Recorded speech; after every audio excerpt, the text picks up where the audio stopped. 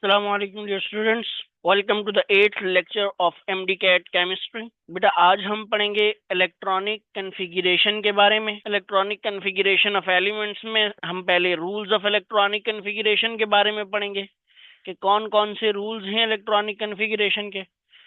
कुछ बहुत सारे एमसीक्यूज को प्रैक्टिस करेंगे। So stay connected till the end of lecture. Let's start. Electronic configuration. बेटा इलेक्ट्रॉनिक कन्फिगरेशन क्या होती है? Distribution of electrons in different shells and सब शेल्स, यानी ऑर्बिटल्स में ही बेसिकली। अब आपको पता है शेल्स में, सब शेल्स में और सब शेल्स में बेसिकली ऑर्बिटल्स में, यानी हम इलेक्ट्रॉन को डिफरेंट शेल्स या सब शेल्स में कहाँ पे?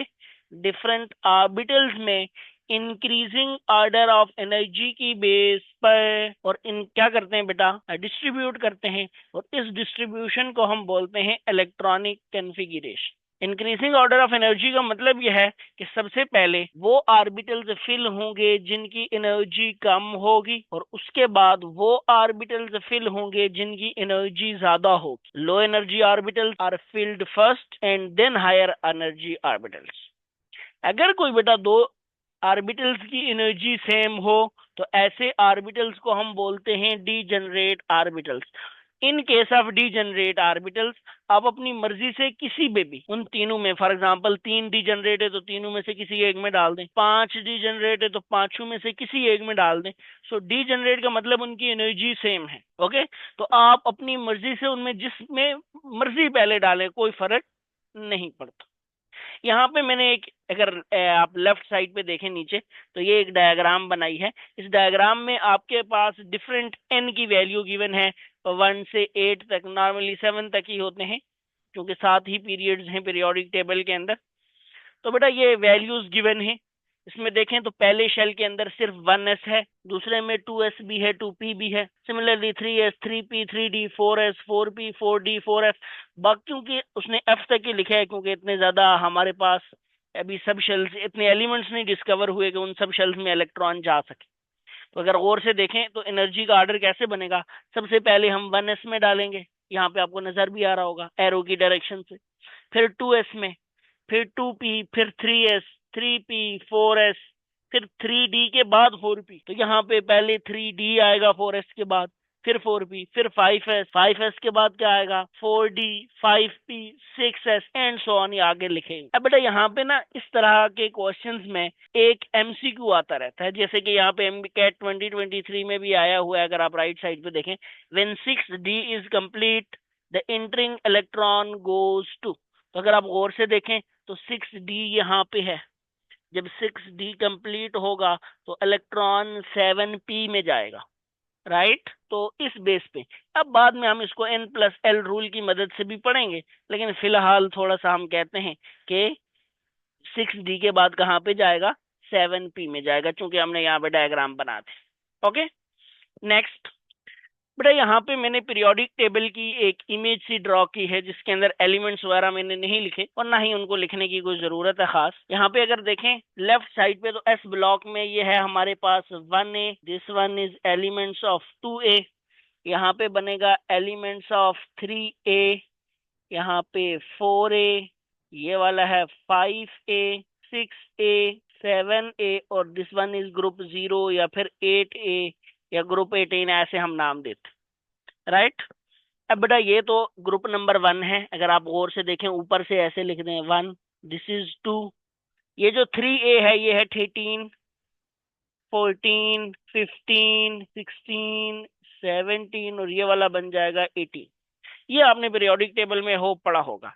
जो बात आपको यहाँ पे इलेक्ट्रॉनिक कन्फिगरेशन से रिलेटेड बतानी है वो ये है कि अगर आप गौर से देखें 1s को, तो इसकी इलेक्ट्रॉनिक कन्फिगरेशन होगी ns1। ns1 का क्या मतलब है? यहाँ पे ये 1 है, 2 है, 3 है, पीरियड नंबर 4, 5, 6 एंड 7। तो ये जो पहले पीरियड वाला ये है, इसकी होगी 1s1, इसकी होगी 2s1, इसकी होगी 3s1। जहाँ पे n लिखा हुआ है यहाँ पे 4s1, यहाँ 5s1, 6s1, 7s1 पे ये खत्म होगी वैलेंस शेल कन्फिगरेशन ये हो। इसी तरह अगर आप 2a में जाएं यानी अल्कलाइन अर्थ मेटल्स में जाएं तो इनकी खत्म होगी ns2 पे, ये नहीं, यहाँ पे होगी आपके पास 2s2 पे, यहाँ पे होगी 3s2 पे, इधर 4s2, इधर 5s2, इधर 6s2 और इधर होगी बेटा 7s2। समझ आ रही है मेरी बात? इस तरीके से हम इलेक्ट्रॉनिक कॉन्फ़िगरेशन लिख सकते हैं। एस के बाद ये तो दरमियान में बेटा डी ब्लॉक है ना, इसकी तो बात ही नहीं करते फिलहाल।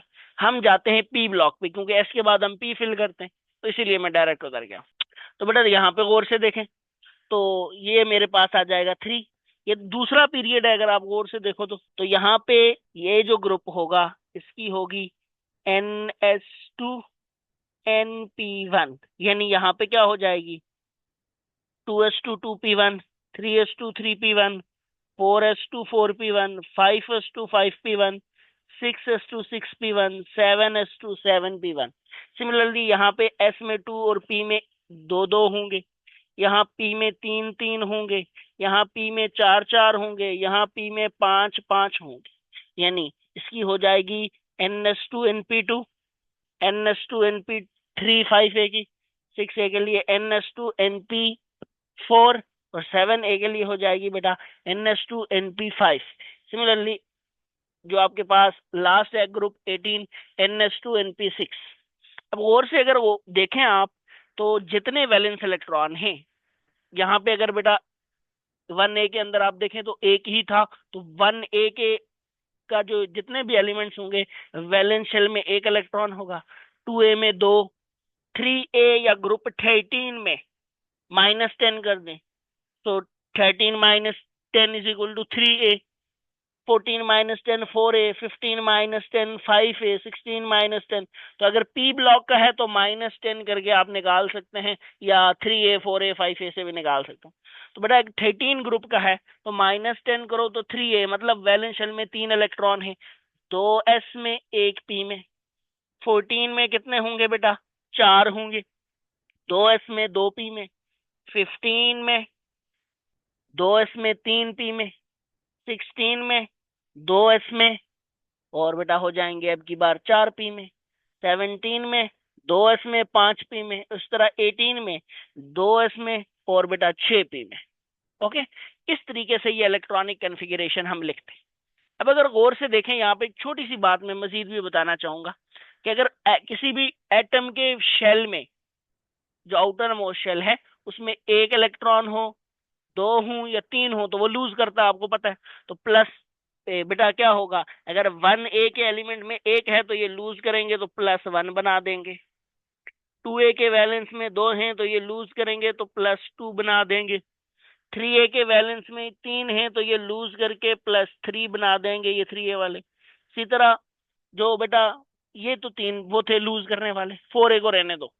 अब बेटा अगर वैलेंस शेल में 5 हैं, 6 हैं, 7 हैं तो गेन करेगा। फॉर एग्जांपल 7 हैं तो एक गेन करेगा तो -1, 6 हैं एक गेन करेगा तो -2, और बेटा 5 हैं तो 3 गेन करेगा, 8 पूरे करने होते हैं हमें, तो ये -3। और जो 4a है बेटा ये लूज करेगा तो +4 और गेन करेगा तो -4। अब आप में से बहुत सारे बच्चे कह रहे होंगे कि सर ये तो शेयर करेगा, तो बेटा शेयर भी करता है, लूज भी करता है। कार्बाइड्स में वगैरह में कार्बाइड्स जो बनते हैं, लूज भी कर सकता है, गेन भी कर सकता है। यहाँ पे हम लूज गेन के हिसाब से चार्ज की बात कर रहे हैं, तो चार्ज इसमें +4 भी आ सकता है, -4 भी आ सकता है, राइट। ये नॉर्मली एलिमेंट्स क्या बनाते हैं बेटा, स्टेबल कॉन्फ़िगरेशन के लिए आयन बनाते हैं। ये वो आयन बताया है, क्लियर हो गया, समझ आ गई है सबको? चलो तो दो तीन बातें बताई हैं। एक, हर एक ग्रुप के अंदर कितने कितने क्या होंगे आपके पास इलेक्ट्रॉन्स होंगे। दूसरी बात, हर एक ग्रुप कौन सा चार्ज बनाएगा। इसी तरह अगर 18 को भी देख लो बेटा, 18 0 बनाएगा क्योंकि वो ना लूज करेगा ना गेन करेगा। तीसरी चीज, एक आखिरी के बाद यहां से इस स्लाइड से आगे जाते हैं, और वो ये है कि बेटा 1a के अंदर 2 एलिमेंट्स हैं, हाइड्रोजन और हीलियम, दोनों की दोनों गैसेज है। तो यहां से भी एमसीक्यूज आता है कि which period of periodic table contain all elements that are gases at room temperature, hydrogen और हीलियम। अच्छा बेटा आप में से बहुत सारे बच्चे नोबल गैसेज टिक करने की तरफ जाएंगे, हालांकि नोबल गैसेज कोई पीरियड नहीं है, ग्रुप है। क्लियर हो गया? तो आप लोगों ने स्टेटमेंट को प्रॉपरली रीड करना है। यहाँ पे पीरियड पूछा हो तो बेटा कौन सा होगा, पीरियड नंबर 1। और अगर बेटा ग्रुप पूछा हो तो ग्रुप नोबल गैसेस वाला हो। क्लियर हो गया जी। अब बेटा दूसरी बात, पहले पीरियड में एक एक होता है आपके पास शेल, दूसरे यानी सिर्फ के होता है, दूसरे में दो दो होते हैं यानी के भी होता है एल भी होता है, तीसरे में तीन तीन होते हैं के एल और एम, चौथे में चार चार, इसी तरह पांचवें में पांच पांच, छठे में छह छह और सातवें में सात सात। ये कुछ बेसिक सी इंफॉर्मेशन है, इन पर हम कुछ क्वेश्चंस भी प्रैक्टिस करेंगे। तो बेटा आई होप कि आपको क्लियर होगा। Okay, should we move forward. Challenge, rules of electronic configuration. Electronic configuration के कुछ रूल्स को डिस्कस कर लेते हैं। सबसे पहला रूल है बेटा एफबॉब प्रिंसिपल। एफबॉब प्रिंसिपल क्या कहता है, वही बात जो पीछे हमने कह भी दी है कि the electrons will be filled in orbitals in increasing order of energy. Electrons को ऑर्बिटल्स में फिल करेंगे इंक्रीजिंग ऑर्डर ऑफ एनर्जी में। जैसे कि हम कह सकते हैं कि 1s को पहले फिल करेंगे, 2s को बाद में फिल करेंगे। क्लियर हो गया, क्योंकि 1s की एनर्जी कम है, 2s की एनर्जी ज्यादा है। Next, n plus L rule. बेटा ये अबव प्रिंसिपल ही है, बस उसको मैथमेटिकल फॉर्म है उसकी। It was proposed by Wiswesser. Wiswesser एक बेटा केमिस्ट था, उसने ये रूल दिया था। It is a mathematical form of Aufbau principle. और यहाँ पे एक छोटी सी बात मैं लिख देता हूं कि अगर n प्लस एल वैल्यू ज्यादा होगी तो एनर्जी ऑफ ऑर्बिटल भी ज्यादा होगी, यानी n plus L is directly proportional to energy of orbital. और वही बात नीचे वर्ड्स में मैंने लिखी हुई है कि अगर आपके पास कम होगी n प्लस एल वैल्यू तो आपके पास जो एनर्जी ऑफ ऑर्बिटल है वो कम होगी, और ज्यादा होगी तो ज्यादा होगी, यानी n plus L is directly proportional to energy of orbitals. n और l वही हैं जो हमने क्वांटम नंबर्स में पढ़े थे। Next, if two orbitals have same n plus l value. अगर दो ऑर्बिटल्स की अगर हम देखें कि n plus l value same आ गई है, तो फिर जिसकी n वैल्यू कम होगी उसको फर्स्ट पहले फिल करेंगे, यानी उसकी एनर्जी कम होगी। एग्जांपल्स करेंगे आगे।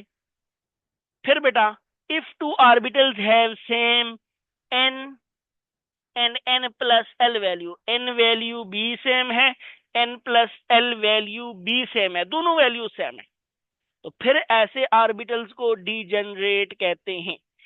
Before we discuss the MCQs written यहाँ पे जो नीचे लिखा हुआ है, हम पहले यहाँ पे इसको रूल को थोड़ा सा प्रैक्टिस कर लेते हैं। लेट्स से बेटा यहाँ पे मेरे पास है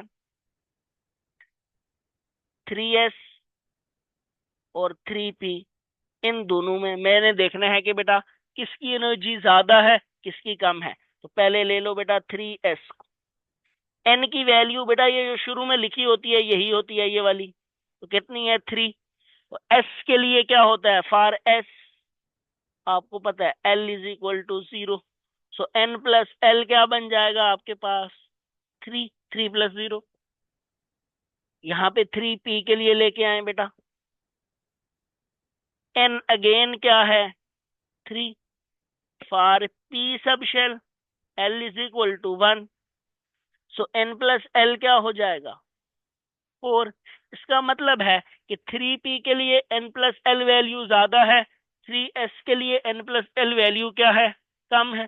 तो हम क्या कहेंगे कि 3s की एनर्जी कम है एज कंपेयर टू 3p से, या 3p की एनर्जी ज्यादा है एज कंपेयर टू 3s। ये दोनों में बेटा देखो n प्लस एल वैल्यू ही से डिफरेंट आ गए। अब मैं एक ऐसी एग्जांपल करवाता हूं जहां पे n प्लस एल वैल्यू बेटा सेम आएगी लेकिन n वैल्यू डिफरेंट होगी, दूसरी वाली में जो दूसरी मैंने पॉस्टुलेट लिखा था वहां पे इसका। तो अगर गौर से देखें तो मैं लिख लेता हूं बेटा 4s और 3d। अगर बेटा सॉरी इसमें नहीं होगा, 3d और 4p में आएगा। पहले तीनों को कर लेते हैं फिर समझ आ जाएगा। 4s में देखें तो n क्या होगा बेटा 4, s के लिए l 0, so n plus L आ जाएगा आपके पास 4। 3d में देखें n होगा 3 और l, s के लिए 0, p के लिए 1, d के लिए 2, सो n प्लस एल आ जाएगा 3 + 2 = 5। तीसरे को भी ले लो बेटा 4p में n = 4 और बेटा l आपके पास क्या आएगा, s के लिए 0, p के लिए 1, सो n प्लस l = 4 + 1 आ जाएगा 5। तो बेटा अगर देखें एक दफा n प्लस एल 5 आ रहा है, इधर भी n प्लस एल 5 आ रहा है, लेकिन यहाँ पे n प्लस एल 4 आ रहा है। यानी अगर सबसे पहले देखें तो ये तो बेटा n प्लस एल से ही कैंसिल हो गया, तो इसकी एनर्जी सबसे कम होगी 4s की। इन दोनों में हमने n प्लस एल सेम है तो n की बेस पर डिसाइड करना है। n प्लस एल की वैल्यू सेम है, दोनों में 5 है, तो यहाँ n 4 है, यहाँ n 3 है। तो फिर बेटा मैं क्या कहूंगा कि 3d की एनर्जी कम है क्योंकि उसकी n वैल्यू कम है, और 4s की एनर्जी ज्यादा है क्योंकि उसकी n वैल्यू ज्यादा है। तो बेटा 3d is less then 4p। Done. I hope this is clear.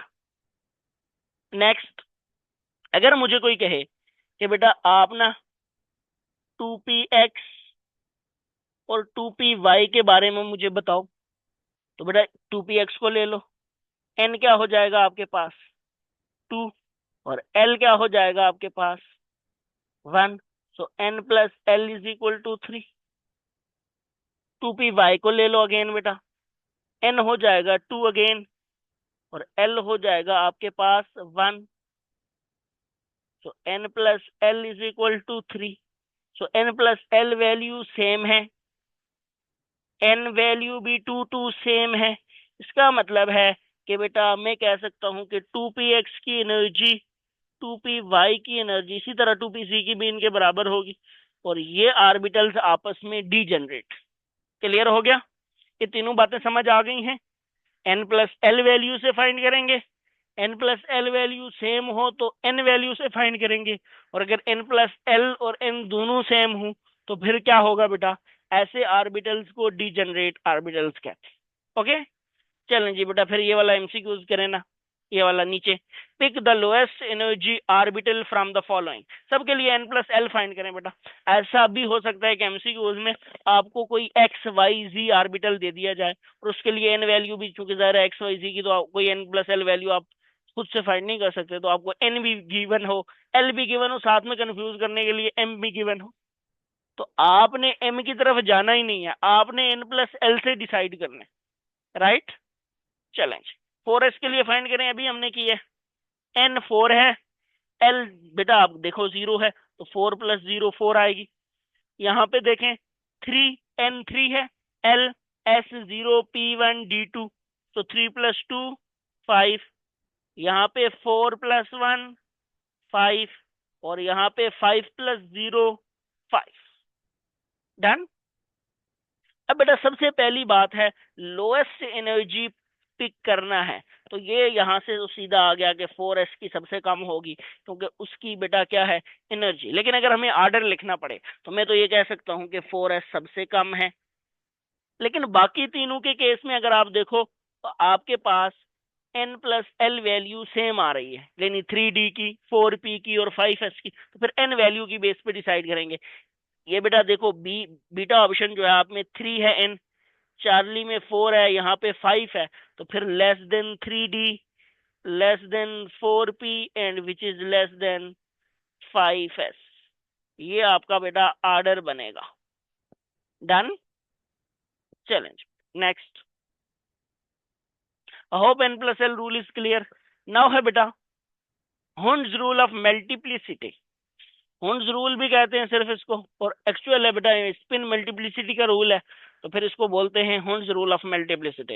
ये कहता है बेटा कि अगर आपके पास डीजनरेट ऑर्बिटल्स मौजूद है, if degenerate orbitals are available, electrons will be filled in them with same spin instead of being pair up in same orbital with opposite spin. मतलब कि अगर आपके पास डीजनरेट लेट से 2px 2py 2pc 3px 3py 3pc या d के 5 हैं या f के 7 हैं, वो अवेलेबल हैं, तो आपने ऐसा नहीं करना कि किसी एक को ही 2 इलेक्ट्रॉन दे दो, पहले को फॉर एग्जांपल px को 2 इलेक्ट्रॉन दे दो। ये देखो मैंने इनकोरेक्ट लिखा हुआ है, कार्बन की देखो 1s2 2s2, तो आप यूं कर दें कि 2px में ही 2 इलेक्ट्रॉन लगा दें, ऐसा नहीं करना, ये गलत हो जाएगा।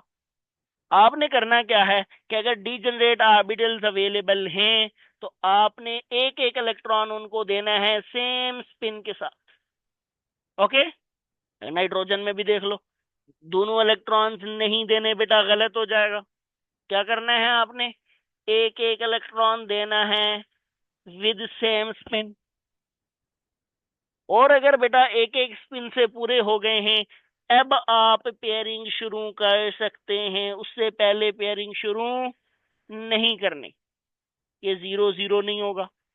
तो फिर उसके बाद आप बेटा यहाँ पे एक एक आपने दे दिए थे, अब बेटा एक इलेक्ट्रॉन फिर बच गया तो बेटा किसी एक में डाल दो, क्योंकि तीनों डीजेनरेट है, तो फिर पेयरिंग शुरू करनी। समझ आइए, ऐसा नहीं होगा कि आप पहले ही किसी को पेयर कर दो, मतलब फॉर एग्जांपल आप 2px में पहले 2 इलेक्ट्रॉन डाल दो, ऐसा नहीं होगा। आपको पास अगर डीजनरेट ऑर्बिटल्स हैं तो आपने उन्हें सेम और सिंगल एक एक इलेक्ट्रॉन, 2 इलेक्ट्रॉन आते हैं ना ऑर्बिटल में, एक एक इलेक्ट्रॉन देना है डीजनरेट ऑर्बिटल्स में सेम स्पिन के साथ, और उसके बाद दोबारा से पेयरिंग शुरू करनी। समझ आ गई है? चले जी नेक्स्ट। नेक्स्ट है बेटा Pauli's exclusion principle. To electrons in an orbital must have opposite spin. बेटा ये वही वाली बात हो गई, क्या नाम है, जो आपके पास प्रिंसिपल क्वांटम नंबर था कि एक ऑर्बिटल में, सॉरी स्पिन क्वांटम नंबर था कि एक ऑर्बिटल में मौजूद 2 इलेक्ट्रॉन की स्पिन आपस में डिफरेंट होगी, एक की +1/2 तो दूसरे की -1/2, एक की बेटा काउंटर क्लॉकवाइज और दूसरे की एंटी क्लॉकवाइज। या फिर इस चीज को हम ऐसे भी कह सकते हैं, no two electrons in an orbital can have same values of 4 quantum numbers. यानी एक ही ऑर्बिटल में मौजूद 2 इलेक्ट्रॉन की चारों के चारों क्वांटम नंबर्स की वैल्यूज सेम नहीं होंगी। For example consider 2 electrons in 1s, तो क्या बन जाएगा बेटा 1s2। इस 1s2 में से पहला इलेक्ट्रॉन लो तो n की वैल्यू 1 होगी, l की वैल्यू s के लिए 0, m की वैल्यू भी 0, तो बेटा क्या हो जाएगा s। लेट से हम कहते हैं जी ये क्लॉकवाइज मूव कर रहा है -1/2। दूसरे इलेक्ट्रॉन को लेके आओ 1s2 के, तो n again 1, l 0, m again 0। लेकिन अब जो दूसरा इलेक्ट्रॉन होगा उसकी स्पिन डिफरेंट होगी। बात वही है ये वाली कि उनकी स्पिन डिफरेंट होगी, या स्पिन क्वांटम नंबर की वैल्यू डिफरेंट होगी, ये चारों क्वांटम नंबर्स की वैल्यूज सेम नहीं होंगी। ओके, बाकी तीनों की सेम होंगी, चौथे क्वांटम नंबर यानी स्पिन क्वांटम नंबर की वैल्यू सेम नहीं। चैलेंज नेक्स्ट, ये बड़ा एक प्रैक्टिस एमसीक्यूज है। Which of the following violets Hund's rule. इनमें कौन सा है जो हुंड्स रूल को वायलेट कर रहा है, मतलब डीजनरेट ऑर्बिटल्स अवेलेबल हैं और उनके अंदर स्पिन नहीं जा रही। तो अब बेटा देखो 1s2 2s2 यहाँ पे भी एक लगा हुआ है, इधर भी एक इधर भी एक, तो ये तो फॉलो कर रहा है, तो इसका मतलब है ये ऑप्शन नहीं होगा। इसको हम क्रॉस कर देते हैं कि ये हमारा ऑप्शन नहीं है। 1s2 2s1 ये भी सीधा सीधा है, ये भी फॉलो कर रहा है। इसको देखो 1s2 2s2, तो बेटा ये भी फॉलो कर रहा है, पहले इधर एक दिया फिर इधर दिया फिर इधर दिया, इधर भी 2 हो गए इधर भी 2 हो गए, ये भी फॉलो कर रहा है, ये भी ऑप्शन नहीं है, यही ऑप्शन है इसका मतलब है। लेकिन चेक करें पहले बेटा, यहाँ ये देखो ना, यहाँ पे उसने 2 दे दिए और इधर है ही नहीं 0 0, तो ये बात तो गलत है। So this is our option D, this one is correct, यही तो हमें चाहिए था। सो हमने इनकोरेक्ट पुट करना है, चुनना है, या वायलेट जो करता है वो चुनना है, और वो डी वायलेट कर रहा है। ओके, नेक्स्ट है बेटा valence shell configuration is 6s2। Valence shell configuration क्या है 6s2। आपने पीरियड नंबर और ग्रुप नंबर बताना है। देखो मैंने कहा था बेटा ये जो शुरू में लिखा है ना 6, ये पीरियड नंबर है, और s है तो ग्रुप नंबर, s के अंदर 2 इलेक्ट्रॉन है तो 2a का है। So period 6 and group 2a। Clear हो गया, ग्रुप 2 है ग्रुप 2 है। इसी तरह बेटा देखो valence shell electronic configuration is 4s2 4p2। Period number और ग्रुप नंबर बताना है बेटा अगेन आपने। तो बेटा गौर से देखो, आपके पास 4 4 की वैल्यू नजर आ रही है, इसका मतलब है पीरियड नंबर तो 4 है। और बेटा अगर गौर से देखो तो ये पूरा वैलेंस है। तो वैलेंस में हो गए 4 इलेक्ट्रॉन, एस और पी वाले। तो 4 इलेक्ट्रॉन है तो इसका मतलब है 4a है, ये +10 कर दो तो ग्रुप 14 है। Okay, next, charge formed by an element is -2। अभी बताया था बेटा, -2 होगा तो मतलब इसका मतलब है कि -2 लिया है तो 8 हो गए हैं। तो इसका मतलब है वैलेंस में 6 इलेक्ट्रॉन थे तो 6a का है बेटा। या फिर आप कह सकते हो ग्रुप 16 का है बेटा। An element belongs to third period of periodic table, इसका मतलब है इसके अंदर 3 शेल हैं, यानी के भी है, एल भी है और एम भी है। तो इस तरह के एमसीक्यूज वगैरह भी आ सकते हैं कि बेटा इसका पीरियड नंबर बताएं, इसका ग्रुप नंबर बताएं, चार्ज ये है, ग्रुप नंबर बताएं, ग्रुप नंबर ये है, चार्ज बताएं। क्लियर हो गया? तो बेटा आइडेंटिफाई करें कोरेक्ट स्टेटमेंट को कि पांचवें ग्रुप का एलिमेंट है उसकी ये बेटा क्या होंगे, इतने इलेक्ट्रॉन्स होंगे उसमें। या फिर दूसरा आएगा कि एक तीसरे पीरियड का है उसके अंदर 3 शेल्स होंगे। तो इस तरह की कोई इनकोरेक्ट या कोरेक्ट स्टेटमेंट पिक करनी पड़ सकती है आपको, राइट? चैलेंज। नेक्स्ट,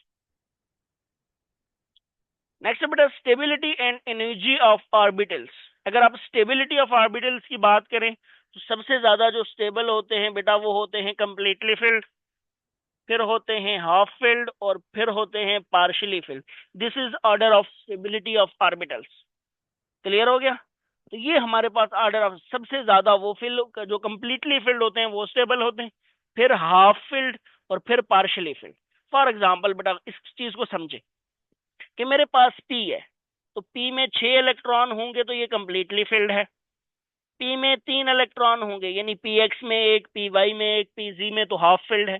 इसके बाद पी में 1 होगा, पी में 2 होंगे, पी में 4 होंगे या पी में 5 होंगे। तो इसको मैं कहूंगा बेटा ये हाफ फिल्ड के है, सॉरी पार्शियली फिल्ड की कंडीशन है। क्लियर हो गया? तो सबसे ज्यादा स्टेबल फिर कौन सा हो गया बेटा, ये 6 वाला, फिर ये 3 वाला जिनमें एक एक है, और उसके बाद ये सारी स्टेट्स स्टेबल। क्लियर हो गया? तो बेटा इसी तरह हम सब के बारे में देख लेते हैं। यहाँ पे मैंने बड़ी डिटेल से इन चीजों को लिखा हुआ है जी। ये देखें, आप देखें बेटा एस के अंदर अगर एक इलेक्ट्रॉन हो या एस में 2 हो, यही हो सकता है हाफ फिल्ड और कंप्लीटली फिल्ड। यहाँ पे पार्शियली फिल्ड आएगा नहीं। तो बेटा हाफ फिल्ड कम स्टेबल है, पार्शियली कंप्लीटली फिल्ड जो है वो ज्यादा स्टेबल है। तो S2 is more stable then S1 या S1 is less stable then S2। इसी तरह पी में देखें, पी में 1 है, पी में 2 है, अभी बात की भी है, 4 है या 5 है, वो कम स्टेबल होंगे एज कंपेयर टू पी में 3 है, और वो कम स्टेबल होगा एज कंपेयर टू पी में 6 है। डी में टोटल 10 होते, तो बेटा 5 होंगे तो हाफ फिल्ड होगा, एक एक सब में मिलेगा, और 10 होंगे तो कंप्लीटली फिल्ड होगा। तो सबसे ज्यादा स्टेबल 10 वाला, फिर 5 वाला, फिर बाकी कोई भी हो, 1 हूं, 2 हूं, 3 हूं, 4 हूं, 6 हूं, 7 हूं, 8 हूं या 9, इस कंडीशन को हम कहेंगे पार्शियली फिल्ड। क्लियर हो गया? तो सबसे इस तरह एमसीक्यूज आ सकता है कि बेटा इनमें से कौन सी इलेक्ट्रॉनिक कन्फिगरेशन सबसे ज्यादा स्टेबल है, which of the following electronic configuration is more stable, which of the following element has more stable electronic configuration। तो फिर आपने बेटा वो बताना है कंप्लीटली फिल्ड, हाफ फिल्ड और पार्शियली फिल्ड की बेस। क्लियर होगा? जहां पे कंप्लीटली फिल्ड होंगे, जहां पे जैसे कि आप कह सकते हैं बेटा नाइट्रोजन में आप देखेंगे तो हाफ फिल्ड आएंगे, ऑक्सीजन में पार्शियली फिल्ड आएंगे। तो वो पूछ सकता है कि नाइट्रोजन और ऑक्सीजन में किस में इलेक्ट्रॉनिक कन्फिगरेशन ज्यादा स्टेबल है? नाइट्रोजन में ज्यादा स्टेबल है। डन। नेक्स्ट है बेटा एनर्जी ऑफ ऑर्बिटल। अब बेटा यहाँ पे देखना, सबसे कम एस की होती है, सबसे ज्यादा एफ की होती है। तो F is greater than d, is greater than p, is greater than S. यहाँ पे बेटा एनर्जी पूछी है, ये नहीं पूछा कि किस में पहले इलेक्ट्रॉन जाएगा। पहले इलेक्ट्रॉन जाएगा, ये डिसेंडिंग आर्डर लगाना है। So s is less than p, is less than d, is less than f. तो ऐसे तो आप लिखने के आदी हैं, लेकिन ऐसे लिखने के आदी नहीं है। सो थोड़ा सा इसको ध्यान कीजिएगा। ओके, चले जी नेक्स्ट। अब बेटा लिखनी है जी इलेक्ट्रॉनिक कन्फिगरेशन, वही काम रह गया हमारे पास कि इलेक्ट्रॉनिक कन्फिगरेशन लिख लेते हैं। तो डिफरेंट एलिमेंट्स की इलेक्ट्रॉनिक कन्फिगरेशन लिखते हैं बेटा। फॉर एग्जांपल आप हाइड्रोजन हीलियम की तो आप भी लिख लेंगे। लेट से मैं लिखता हूं बेटा लिथियम की। तो अब बेटा लिथियम का एटॉमिक नंबर होता है 3। मैं आपको थोड़ा सा पीछे वापस ले जाऊंगा, जो मैंने पीरियोडिक टेबल बनाया था वहां पे। अगर आप देखेंगे यहाँ पे, ये पीरियोडिक टेबल है।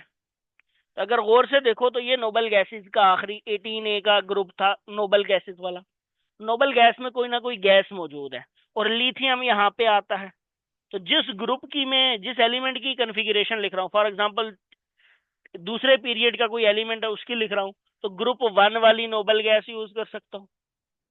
अगर तीसरे पीरियड के किसी एलिमेंट की लिख रहा हूँ तो ग्रुप 2 वाला नोबल गैस यूज कर सकता हूँ। सारी की सारी लिखने की जरूरत नहीं है। अगर चौथे पीरियड में लिख रहा हूँ तो इसी तरह तीसरे की यूज कर सकता हूँ, and so on. So let's use it practically. Challenge lithium, for example बेटा मैं हीलियम लिख लेता हूँ।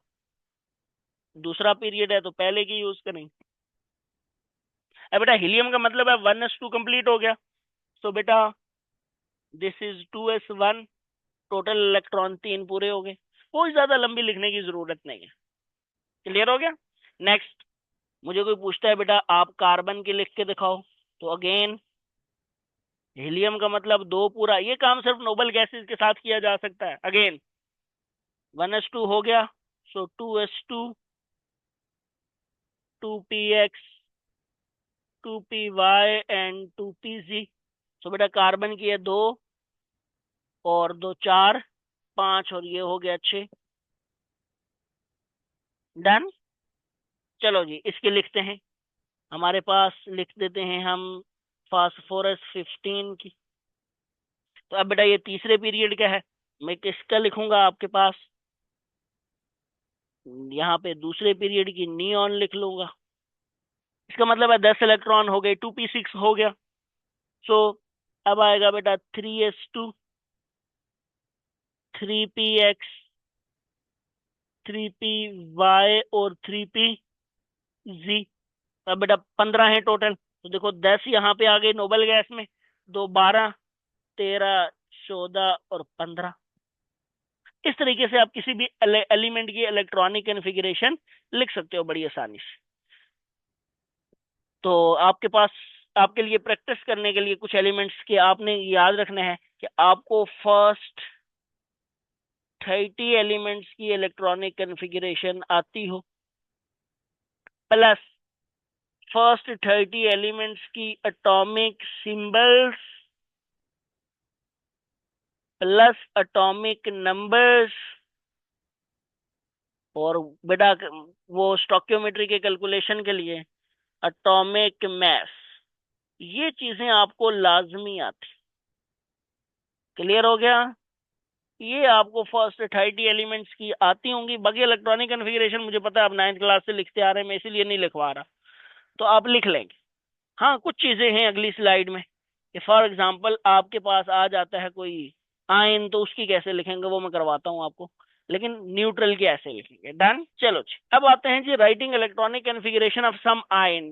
किसी आयन की इलेक्ट्रॉनिक कॉन्फ़िगरेशन लिखनी है। लेट से मुझे कोई कहता है बेटा कि आप मुझे इलेक्ट्रॉनिक कॉन्फ़िगरेशन लिख के दिखाओ सल्फर-2 की। तो अब बेटा अगर मैं 16 इलेक्ट्रॉन के इलेक्ट्रॉनिक कॉन्फ़िगरेशन लिखूंगा एटॉमिक नंबर देख के तो गलत हो जाएगी। तो अब सबसे पहले मुझे क्या करना है, नंबर ऑफ इलेक्ट्रॉन्स फाइंड करने हैं। सो नंबर ऑफ इलेक्ट्रॉन्स होते हैं atomic number minus charge. Atomic number है 16, माइनस चार्ज है -2, तो ये हो जाएगा 18 इलेक्ट्रॉन्स। तो अब मुझे 18 इलेक्ट्रॉन की इलेक्ट्रॉनिक कॉन्फ़िगरेशन लिखनी है, 16 की नहीं लिखनी। डन। तो क्या हो जाएगी बेटा, अगेन अगर आप यहाँ पे देखें तो ये आपके पास तीसरे पीरियड का है, तो नियॉन 2p6 पूरा हो गया 10। सो 3s2, 3px, 3py, 3pz। तो यहाँ पे देख लें 18 इलेक्ट्रॉन्स हैं बेटा, 10 2 12, 13 14 15 16 17 और 18। ये तो बिल्कुल नोबल गैस की दोबारा आर्गन की बन गई है। क्लियर हो गया। चलो इसके लिख के दिखाओ n-2 क्या आएगी बेटा, ये लो जी हीलियम, ये हो गए 2 electron. So 2s2, 2px, 2py and 2pz। तो बेटा ये देखो पहले इलेक्ट्रॉन्स कितने हैं, 7 और 2 9। यहाँ पे देख लो number of electrons is equal to atomic number है आपके पास 7 और माइनस -2, और ये 9 इलेक्ट्रॉन्स बन जाते हैं। तो बेटा ये बन जाएगा आपके पास 2 4 5 6 7 8 और 9। डन। इस तरह से आप लिख सकते हैं। किसी प्लस वाले की भी लिख लो। लेट से आपने लिखनी है बेटा Mg+1 की, तो लिख के बता। सॉरी, ये 12 होता है मैग्नीशियम। तो क्या बन जाएगा जी? ये बेटा अगर आप गौर से देखें तो नियॉन है, नियॉन में 10 है क्योंकि तीसरे पीरियड का है। अब पहले इसमें इलेक्ट्रॉन्स फाइंड करो। तो number of electrons is equal to आपके पास एटॉमिक नंबर है 12, माइनस चार्ज है +1 या 1, तो 12 - 11 इलेक्ट्रॉन्स आ गए आपके पास। तो बेटा ये दो 10 ये हो गए, और ये आ गया बेटा 3s1, सोडियम की इलेक्ट्रॉनिक कन्फिग्रेशन। या फिर इस तरह पूछेंगे कि इस आयन की इलेक्ट्रॉनिक कन्फिग्रेशन किस एलिमेंट की इलेक्ट्रॉनिक कन्फिग्रेशन से रिजेंबल करती है। डन। अच्छा, यहाँ पे एक ट्रिक यूज ऐसे भी की जा सकती है।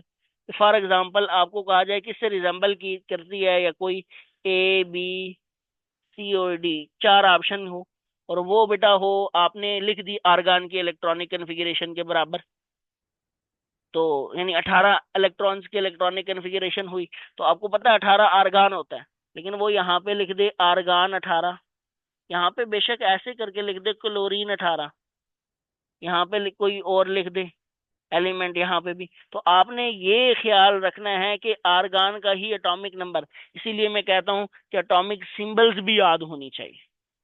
वो कौन कौन सी चीजें? एटॉमिक सिंबल्स, एटॉमिक बेटा नंबर्स, एंड एटॉमिक मैसेज। ये आपको तीनों याद होने चाहिए, ताकि आप ये पहले 30 एलिमेंट्स के। डन। चलो जी नेक्स्ट। ये बेटा जो है 21 से लेकर 30 तक एलिमेंट्स मैंने आपके सामने लिस्ट कर दिए हैं। ये वही जो आपने सेकेंड ईयर की केमिस्ट्री के अंदर भी पढ़ा था बड़ी डिटेल से, फर्स्ट ईयर में भी आपने पढ़ा था। ये वही इलेक्ट्रॉनिक कन्फिग्रेशन है बेटा। तो अगर गौर से देखो तो बेटा ये सारे पीरियड 3 के एलिमेंट्स है, तो नोबल गैसेस मैंने आर्गन इसलिए सबकी लगा दी है, और 18 एटॉमिक नंबर होता है उसका। अब यहाँ पे देखो 21 एटॉमिक नंबर है, तो मैं क्या करूंगा 18, तो 2 20 1 21। फिर बेटा पहले 4s में जाएंगे, फिर 3d में 22 है, 18 के बाद 2 20 और 1 21 22 ऐसे। 23 है, तो 18 2 20 21 22 और 23। यहाँ तक तो बड़ी आसान सी। बेटा यहाँ पे आके हो जाता है अब थोड़ा सा ब्लेंडर। वो यहाँ पे होगा एक क्रोमियम में, और एक होगा यहाँ पे कॉपर में, इन दोनों में होगा। ये पहले ही बता देता हूँ। ब्लेंडर ये होगा कि इन दोनों में एस में एक एक इलेक्ट्रॉन आएगा। उसकी वजह भी आपको समझ आ जाएगी अभी। उसकी वजह क्या है बेटा? देखो एस में एक डाल दो, तो फिर आगे चले जाते हैं, समझ लेते हैं हम कि कैसे ऐसा क्यों हो रहा है। बेटा अगर 18 19 हो गए, 20 21 22 23 और 24 पूरा हो गया। अब एक बात गौर से देखें, अगर हम एस में 2 इलेक्ट्रॉन डाल देते, ये जैसे मैं अभी डाल के भी दिखा देता हूँ, ये लो एस में मैंने 2 डाल दिए, तो DZ² से इलेक्ट्रॉन निकाल दिया मैंने। तो डी क्या हो गया? पार्शियली फिल्ड, और एस हो गया कंप्लीटली फिल्ड। ये थोड़ी कम स्टेबल कंडीशन है एज कंपेयर टू एस भी हाफ फिल्ड हो और डी भी हाफ फिल्ड हो, डी में 5 हो और एस में 1 हो। तो ये ज्यादा स्टेबल कंडीशन है। लिहाजा इसलिए आपके पास एस में कितने इलेक्ट्रॉन आएंगे? 1, और डी में कितने आएंगे? 5। यानी ये कन्फिग्रेशन क्या बन जाएगी अगर मैं ऐसे ओवरऑल लिखूं? सो 4s1 ऐसे भी लिखा आ सकता है, 3d5। डन। चलो जी नेक्स्ट। मैग्नीज में देखो अगेन 2 इलेक्ट्रॉन डाल दो, तो 18 और 2 20 और 5 25, तो एक एक आ जाएगा। वो कंप्लीटली फिल्ड हो गया, ये हाफ फिल्ड आ गया। आयरन में आओ बेटा, 18 और 2 20 21 22 23 24 25 और 26। कोबाल्ट में आओ 27 में, 18 2 20 21 22 23 24 25 26 27 पूरे हो गए। 28 निकल में आओ, 18 और 2 20, और फिर बेटा 21 22 23 24 25 26 27 और 28। और बेटा कॉपर में अगेन मसला आ रहा है, एक आ रहा है, तो 18 और 1 19 और 10 29 सब में दो दो पड़ जाएंगे। लेकिन अगर मैं ऐसा नहीं करता, लेट से मैं आपकी वाली बात मान लेता हूं कि जो नॉर्मल है ये वाला, तो मैं यहाँ पे 2 डाल देता हूं, तो अब देखो एस कंप्लीटली फिल्ड है, डी पार्शियली फिल्ड है, ये अनस्टेबल है। इसकी निस्बत एस हाफ फिल्ड हो, डी कंप्लीटली फिल्ड हो, ये ज्यादा स्टेबल है। इस वजह से बेटा आपके पास ये कन्फिग्रेशन आती है। और अगर मैं इसकी भी ओवरऑल कन्फिग्रेशन को ऐसे लिखने की कोशिश करूं, ये कॉपर की ये जो चेंज हो गई है, तो ये क्या बन जाएगी बेटा आपके पास 4s1 3d10। क्लियर हो गया? आर्गान पीछे दोनों केसेस में लगा लीजिएगा। नेक्स्ट लास्ट है बेटा जिंक। जिंक में 18 और 2 20 और 10 30 बेटा सीधा सीधा 10 के 10 फील्ड होंगे, सारे के सारे ऑर्बिटल्स फील्ड होंगे। तो इससे आपको एक बात समझ आई है कि मसला दो में होता है, एक क्रोमियम में और एक कॉपर में। और इन दोनों का एटॉमिक नंबर आपने कभी भी नहीं बोलना क्रोमियम 24 कॉपर 29, ये जबानी याद हो, ये आपको फिंगर टिप्स पे हो। वैसे पहले तो ये सबका याद करना है, लेकिन इन दो का स्पेशली सबसे ज्यादा एमसीक्यूज इनसे आते हैं। अभी हम एमसीक्यूज डिस्कस भी करते हैं। ओके, चलो जी next. The correct past paper MCQs आ गए हैं, देखें। The correct electronic configuration of copper, देखो एटॉमिक नंबर दिया है नहीं ना, इसीलिए कह रहा हूं कि याद करना है। क्लियर हो गया? अल्फा ऑप्शन है बेटा 4s2 3d9। अभी हमने कहा ऐसा नहीं होगा बेटा, ये तो अनस्टेबल होगा, एस कंप्लीटली फिल्ड है और डी पार्शियली, ऐसा तो नहीं होगा। बीटा में आए तो 4s1 ही है, लेकिन यहां से इलेक्ट्रॉन निकालने के बावजूद डी में इलेक्ट्रॉन नहीं डाला, तो मतलब ये तो इलेक्ट्रॉन ही कम हो गए ना। 18 1 19 और 9 कितने आ गए आपके पास कॉपर के? 18 1 19 और 9 28 इलेक्ट्रॉन आ गए, 29 है ही नहीं, तो ये तो हो ही नहीं सकता। सी चार्ली में जाएं तो 4s2, अगेन 4 में 2 डाले हुए बेटा, यहाँ पे इलेक्ट्रॉन फिर ज्यादा हो गए, उधर 10 डाल के भी इधर एक और डाल दिया। तो डी में देखे तो बेटा 4s1 3d10 है आर्गान के साथ, so this is our right answer. Clear हो गया? तो बेटा बाजू का ऐसे करेंगे कि एस में एक डाल देंगे, लेकिन डी में पूरे नहीं होंगे, तो आपने एस और डी दोनों में देखना है कि क्या दोनों में कंप्लीट है या नहीं है।